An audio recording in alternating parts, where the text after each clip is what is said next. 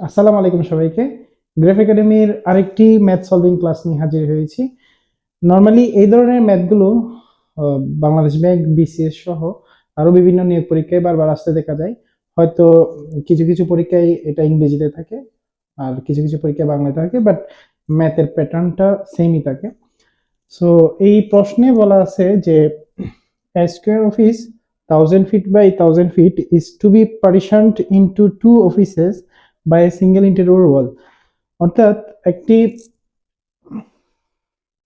Office রুমের কথা বলা হচ্ছে যেটা স্কোয়ার শেপের অর্থাৎ বর্গাকৃতির, এবং এটার দৈর্ঘ্য হচ্ছে 1000 ফিট এবং প্রস্থ 1000 feet. The difference between the perimeters, অর্থাৎ এটাকে যখন আমি পার্টিশন করব, পার্টিশন করার পর বলা হচ্ছে the difference between the perimeters of the resulting two offices is being 400 feet. অর্থাৎ এই দুইটা রুমের পরিসীমার পার্থক্য হবে 400। হোয়াট আর দেয়ার ডাইমেনশনস, অর্থাৎ ওই রুম দুইটার দৈর্ঘ্য এবং প্রস্থ কত।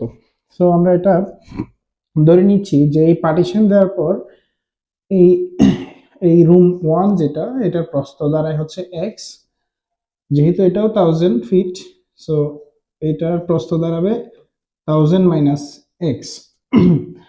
এটাকে আমি রুম 2 ধরে নিচ্ছি। তাহলে এখানে যে রুম 1টা বা অফিস 1টা, এই অফিস 1 এর পেরিমিটার কত পাচ্ছি?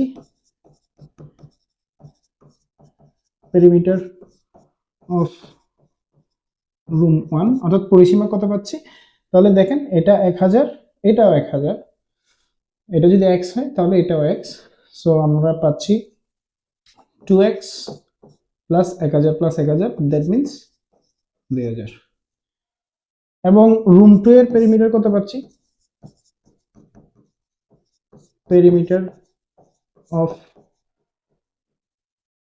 রুম 2, এখানে দেখেন এটা যেহেতু 1000 মাইনাস এক্স, সো এটাও 1000 মাইনাস এক্স, এবং এটা 1000, এটা 1000, সো দুইটা 1000 পাচ্ছি। সো 2000 প্লাস দুইটা 1000 মাইনাস এক্স, দুইটা 1000 মাইনাস এক্স, এই দুইটা হচ্ছে পেরিমিটার। এখন আমাদের কোয়েশ্চেনে বলা আছে কি যে the difference between the perimeters of the resulting two offices is being 400 feet. এক্ষেত্রে কিন্তু একটা জিনিস মনে রাখবেন, এগুলো কিন্তু অন্য হচ্ছে ইউনিটে থাকতে পারে, অর্থাৎ ফিটে না দিয়ে মিটারও দিতে পারে। তো আপনাকে মনে রাখতে হবে যে ইউনিটগুলো সবসময় একই ইউনিটে কনভার্সন করে নিতে হবে আর কি। সো এই দুইটার ডিফারেন্স দিয়ে আছে 400। সো আমরা লিখতে পারি যে এটা মাইনাস এটা ইকুয়ালস টু 400। 2x প্লাস এটা হচ্ছে রুম 1 এর পেরিমিটার, ডিফারেন্স যেহেতু তো মাইনাস দিব 2000, মাইনাসের জন্য এটা মাইনাসে প্লাসে মাইনাস হয়ে ইন্টু 1000 মাইনাস এক্স, এই দুইটার ডিফারেন্স দেওয়া আছে হচ্ছে 400। সো আমরা একটু কুইক করি, এই দুইটা vanish. So 2x minus 2000 minus মাইনাসে plus 2x equals to 400, 2x যোগ হয়ে 4x ইকুয়ালস টু 2000, এর পাশে গিয়ে 400 এর সাথে অ্যাড হয়ে 2400। So we have x equals to 424, that means 600। এখন x যদি 600 হয় তাহলে 1000 মাইনাস x হচ্ছে 1000 মাইনাস 600, that means 400। তাহলে এই রুমটার প্যারামিটার, এই রুমটার dimension of room 1 would be 1000 by 600। ডাইমেনশনকে এভাবে লেখা যায়, ডাইমেনশন অফ রুম 2, তাহলে এটা হচ্ছে 1000 by 400। অ্যাকচুয়ালি এই ম্যাথগুলো এত ভেঙে ভেঙে করার টাইম আপনি পাবেন না। আপনাকে এইখানেই এইটুকু থিঙ্ক করে এখানেই হচ্ছে ব্রেন কাটিয়ে আনসারটা বের করে নিতে হবে, এত টাইম আপনি পাবেন না। বাট আপনাকে বেসিকটুকু বুঝতে হবে, এবং আপনাকে এটা বারবার প্র্যাকটিস করতে হবে, এই টাইপের ম্যাথগুলো বারবার প্র্যাকটিস করতে হবে। তাহলে আপনি এগুলোকে অতি অল্প সময়ে সলভ করার উপায় বের করে ফেলতে পারবেন। ধন্যবাদ। এরপর আমরা এই ম্যাথটাতে দেখতে পাচ্ছি যে এই ধরনের প্রশ্ন কিন্তু বারবারই আসে, যে কোনো পরীক্ষা আপনি দেখতে পাবেন। If the sum of three consecutive integers is 240, অর্থাৎ তিনটি ক্রমিক সংখ্যার যোগফল যদি 240 হয়, then the sum of the two larger integers is, অর্থাৎ ওই তিনটি সংখ্যার মধ্যে যে দুটি বড় সংখ্যা আছে তাদের যোগফলটা কত। তো এই তিনটা কনজিকিউটিভ ইন্টিজার্স এর মধ্যে সবচেয়ে ছোটটা আমরা ধরে নিচ্ছি দ্য স্মলেস্ট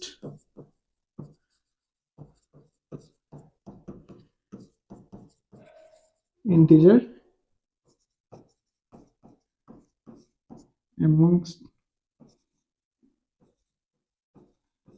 তিনটে নাম্বারের মধ্যে যেটা সবচেয়ে স্মলেস্ট ইন্টিজার্স আছে সেটাকে আমরা x ধরে নিচ্ছি। তো যেহেতু ক্রমিক বলা হচ্ছে তাহলে প্রত্যেকটা ডিফারেন্স থাকবে 1। তাহলে তিনটা ক্রমিক সংখ্যা, প্রথমটাকে আমি x ধরলাম, এর পরেরটা ডেফিনেটলি x প্লাস 1 অর্থাৎ এক বড়, পরেরটা আরো এক বড়, দ্যাট মিন্স x প্লাস 2। এই তিনটার যোগফল দেওয়া আছে 240। সো এখানে আমরা দেখতে পাচ্ছি তিনটা x আছে, so 3x plus 1 plus 2, that means 3 goes to 240. 3x equals to 240 minus 3, so 237. Hence we get 237 divided by 3. এটা কি আসে 237 ভাগ 3 হলে 79 দাঁড়ায়।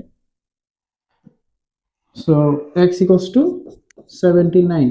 তাহলে যদি সবচেয়ে ছোটটা 79 হয়, পরেরটা 80 হবে, পরেরটা 81 হবে, এই তিনটা যোগ করলে 240। তো এখানে the sum of the last two integers কি হবে, অর্থাৎ এই দুইটার যোগফল। তো 80 প্লাস 81, দ্যাট মিন্স 161। তো আমাদের অপশনে 161 এটাই অ্যান্সার। এগুলো খুব দ্রুত করতে জানতে হবে আর কি। এই টাইপের ম্যাথ কিন্তু প্রত্যেকটা পরীক্ষায় থাকে, সো আপনি যত বেশি প্র্যাকটিস করবেন তত বেশি সফলতা পাবেন।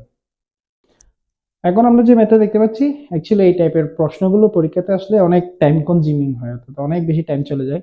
বিশেষ করে ওজনের ম্যাথগুলো আপনাকে বারবার প্র্যাকটিস করতে হবে।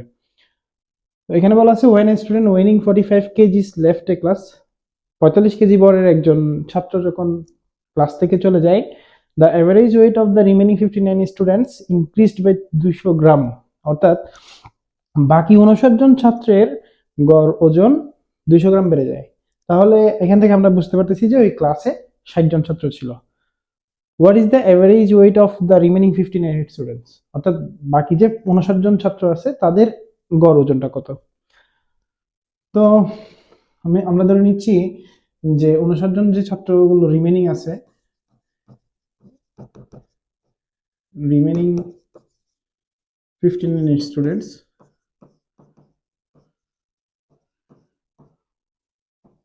এদের অ্যাভারেজ ওয়েটটা আমরা ধরে নিচ্ছি x।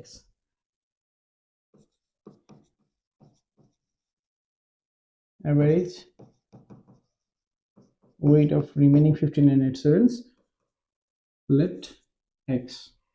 তাহলে এই 59 জন ছাত্রের যদি গড় ওজন x হয়, তাহলে 59 জন ছাত্রের মোট ওজন কত হবে,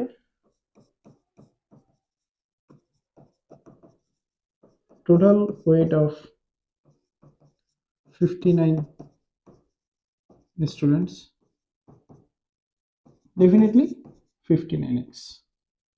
ওকে, এখন যে ছাত্রটা চলে গিয়েছে তার ওজন দিয়েছে 45 কেজি, তাহলে এটা হচ্ছে 59 জন ছাত্রের মোট ওজন, তার সাথে 45 অ্যাড করে দিলে 60 জন ছাত্রের মোট ওজন চলে আসবে। তাহলে total weight of 60 students, 59x হচ্ছে 59 জনের মোট ওজন, আর তার সাথে 45 অ্যাড করলে হচ্ছে মোট 60 জনের মোট ওজন। এখন 60 জনের মোট ওজন যদি 59x প্লাস 45 হয়, তাহলে 60 জনের গড় ওজনটা কত হয়,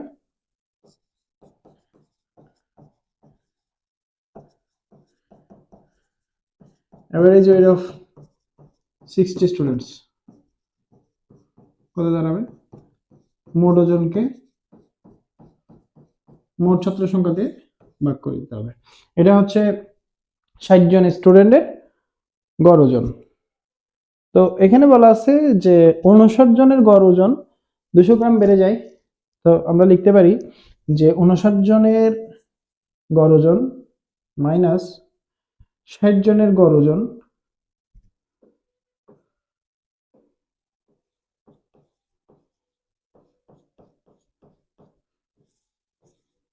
ইকুয়ালস টু 200 গ্রাম। তো গ্রামে রাখা যাবে না, এগুলোকে ডেফিনেটলি কেজিতে নিতে হবে, বিকজ অফ বাকি ওয়েটগুলো আমরা কেজিতে লিখেছি। তো এখান থেকে কি দাঁড়ায়, x minus 59x plus 45 divided by 60 equals to 0.2. So